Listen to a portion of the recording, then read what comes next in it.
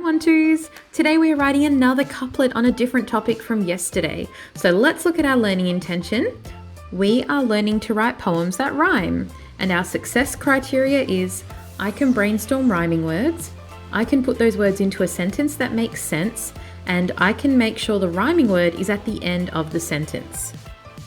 Now, to begin with, if you have space underneath your work from yesterday, just rule off underneath it and use the rest of the page so that you don't waste space in your book. And write the title, couplet poem, and today's date. Now, my new topic that I've chosen is sky, so make sure you record your new topic and then brainstorm your new rhyming words. So you can see my words here, they don't all end in Y because obviously the I phoneme can be made with lots of different graphemes. I've got some words that end in IE, just in the letter I, and IGH as well. So as long as the sound is the same, it can be spelt differently. Okay. The title of my poem is The Big Blue Sky. Now I'm going to read it out to you and I wonder if you can hear the rhythm and the beat as I read it. I love to look up at the big blue sky. The clouds look like cotton. I wonder why.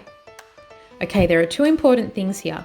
In the first sentence, I've made a spelling mistake. So instead of writing at, I actually just wrote a. So I'll go in and fix that with a red pencil in a moment. The second important thing is that in the second sentence, I've used some different punctuation, which actually makes it a bit more interesting. So I wrote the clouds look like cotton, comma. So there's a comma there so that I can take a short pause. And then at the end of the sentence, there's a question mark, which means I have to read, I wonder why, as a question. So you can actually use different punctuation to make your poem a little bit more interesting.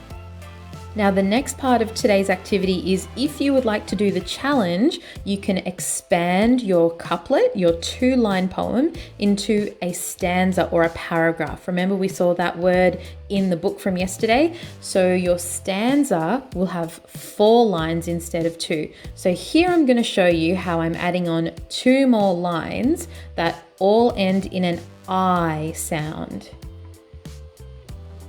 All right, I've had to use a new page, so I'm ruling it up. I've got a title again, the date, and I'm gonna rewrite my couplet, my first couplet about the sky, and then I'm gonna add my next 2 lines.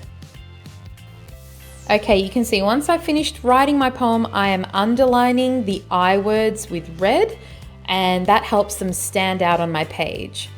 Now, if we have a look at the punctuation on the page, I've got a full stop, I've got some commas, question mark, and 2 exclamation marks. So remember, you can get really creative with your writing, even though it's not a narrative story or a non-fiction text, which is stuff that we've done in the past this year. You can still use your punctuation to make your poems interesting as well.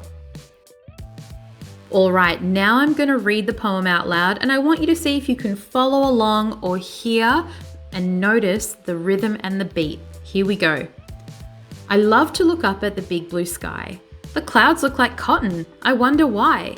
Pilots are lucky, that's no lie. They spend so much time in the clouds way up high. All right, 1-2s, it is your turn now to complete this task. So remember what you must do is at least write a couplet about a new topic. Make sure you write down your topic, you brainstorm some rhyming words, and then you actually write it. For a challenge, you can expand it just like I've done here with the extra sentences, but you don't have to. All right, we can't wait to see your work and hear your beautiful poems. Good luck and have fun.